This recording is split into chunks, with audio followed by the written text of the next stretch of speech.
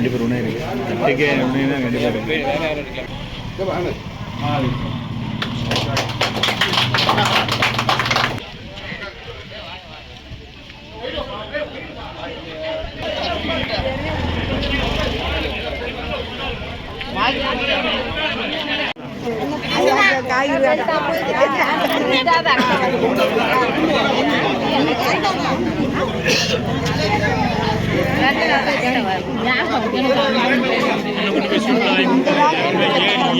ராகுல் காந்தி இளம் தலைவரா வந்திருக்காரு. கன்னியாகுமரியிலிருந்து காஷ்மீர் வரைக்கும் நடைபயணம் பண்ணி கிட்டத்தட்ட 4000 கிலோமீட்டரை சுத்திக்கிட்டு இன்னைக்கு வந்துட்டு போராடிட்டு இருக்காரு.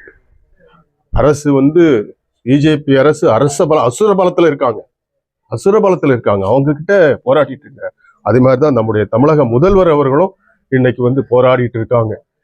அனைத்து மாநிலங்களுக்கு ஒரு முன்மாதிரி மாநிலமாக கல்வியில இருந்தாலும் சரி, பொருளாதாரத்திலும் சரி, பெண்களுக்கு இந்த முதல்வர் செய்யற மாதிரி யாரும் செய்யல.